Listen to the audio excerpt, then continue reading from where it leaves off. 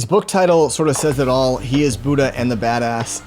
Vishen's conversation truly was one of those ones that was a mind-expanding conversation. I think you'll really enjoy his insights, really taking this idea of finding your own best self as an author.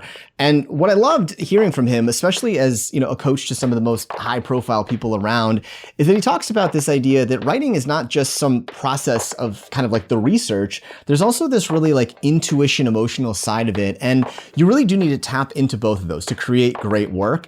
And so find those pieces. You have to trust yourself. You have to explore. Great books connect dots, and you have to use your intuition to collect those dots to connect. The second thing to really know is that, as you are in this point, to know that the process of writing a book is a challenging one. And it's not only about just the functional writing, it's about managing your mindset along the way and finding those ways that you can do it. Most of the world, in fact, as Vishen shares with us, use some kind of mind training, and we in the Western world often don't. So as you're thinking about writing, what is that? Is it meditation? Is it yoga? Is it exercise? Find those ways to really make sure you help your mind be the best. And then lastly, remember this as you're writing. Sometimes we might think back to our 5th grade teacher who slapped our hands when we would use things that were not formal writing. Write like you talk. Share things with people so they can connect with it. Particularly today, the reason Vishen's books work so well is because it feels like a conversation with him. Vishen's conversation, again, mind-blowing, so many good things. He's an amazing font of knowledge. Mindvalley is an incredible community. And again, he is Buddha and the Badass. If you enjoy conversations with people like Vishen, these modern authors that we get to talk to, make sure you subscribe. That way you can get these in your inbox. You can learn and hear. Remember, never write alone. Find these ways to learn, to help you. That will make something for you that will be great, that will be inspired, and most importantly, will move people as you want. Enjoy the combo. You start writing. Now, 50 different components. So we went all the way to, should I choose a bicycle with a bell, right? Now, here's the next step. So 10 chapters, 50 different components. Now let's divide that. 65,000 words divided by 50. So all you got to do is write 1,300 words on the bell of a bicycle. That's easy. That'll take you a day. In 50 days, your book is done.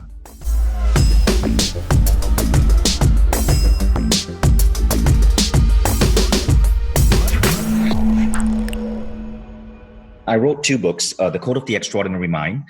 It hit the New York Times, and it became the #1 book in the world. It briefly became, for 5 days in 2017, it was the #1 book across all categories in Amazon. My more recent book is The Buddha and the Badass. It hit #1 in the Wall Street Journal.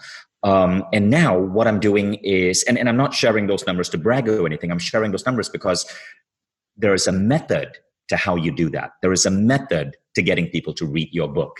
And I'm delighted to share some of that. If you love what you do, you will never have to work a day in your life. If you love what you do. And so I lost my business. I was 25 years old. I moved to Silicon Valley. The dot-com bubble burst. It was 2001. I remember April of that year, 14,000 people were laid off that month. There was no one hiring, but there was this one company hiring people to pick up a phone. I was Googling and I found a class online on meditation, and it promised that it could teach me to tap into intuition. It could grow my sales. It was called Silva Ultramind. I flew to LA. I took the class. I was the only person who showed up. Meditation wasn't sexy back then. Yeah. I go back to my work and I realize I've unlocked a new skill, the skill of intuition. I've realized that I'm now able to access, everyone else would call A to Z on the yellow pages. Back then we used the yellow pages. I could run my hand down the book and get an impulse on who to call. Overnight, I doubled my sales. I went deeper into the study of the human mind. Double my sales again, double my sales again. At the age of 26, 4 months later, I was made director of sales, shipped out to New York to start the company's New York office. I worked at that company for 18 months. And then I got to a stage where work was no longer joyful. I was building a business that was against my values. I didn't care about selling software to lawyers. But what did I care about?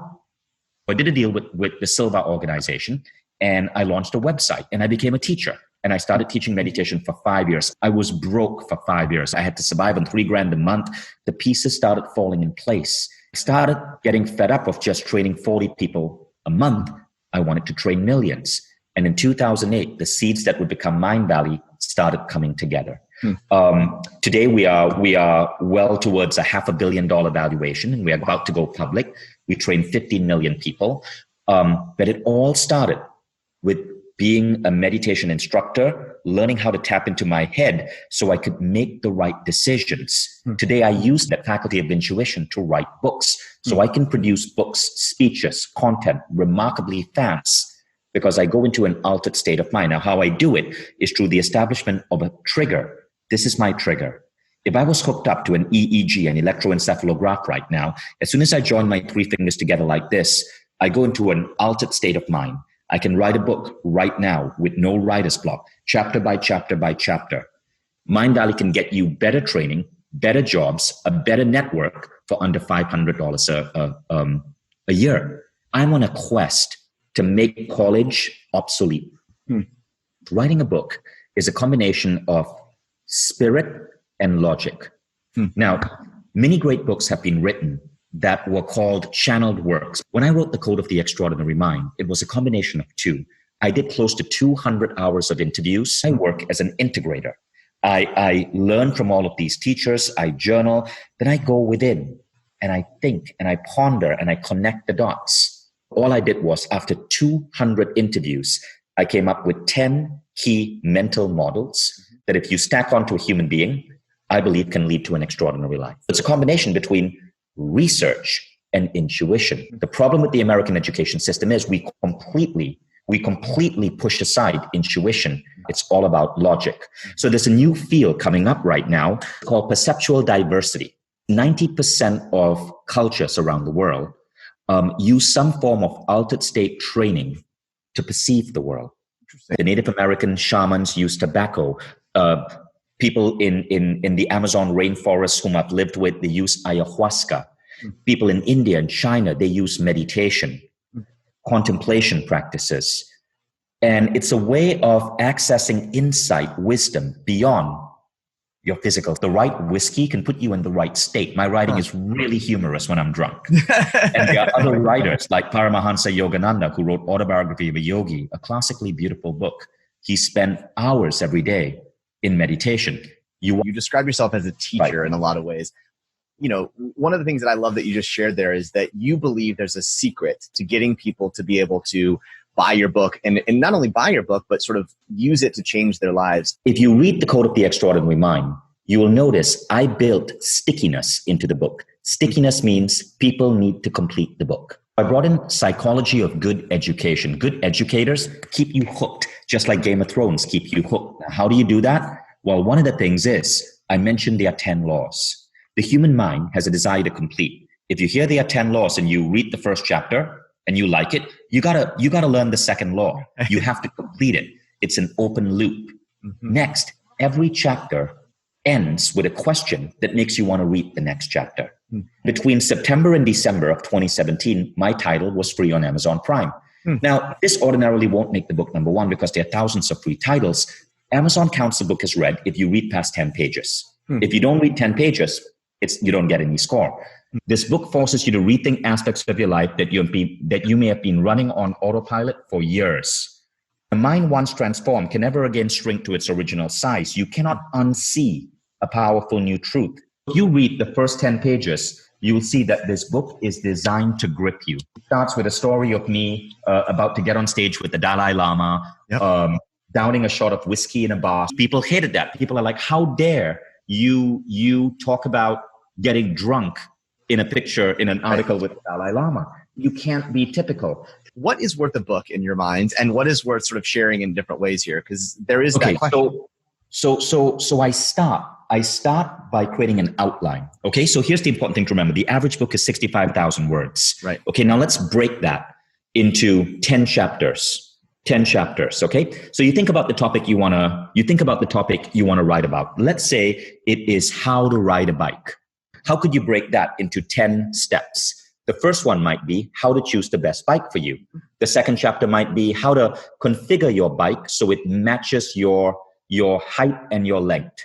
The third one might be learning how to pedal. The fourth one might be overcoming your fear of falling. So you see how it goes? It's that So now you already have your 10 chapters. Now, typically, it takes someone 10 minutes to do that. What bike to buy based on whether it's city cycling or countryside cycling, how to choose the right color, what are the accessories that you want to get in a bike, a basket, a bell, whether you want to get a 10-speeder or a 3-speeder, how to make that decision. See, you break it down into 10 chapters, and every chapter you break it down into 5 components. Mm-hmm. Now you put this in a Google Doc and you give yourself 30 minutes to do this. Mm-hmm. You will end up with 50 different components.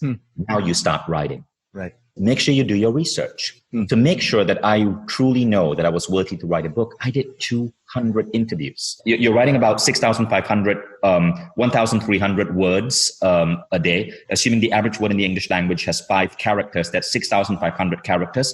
That's the equivalent of just 3 Instagram posts a day. You can write a book in 50 days. I write 120,000 words, and then I toss out 40,000 words.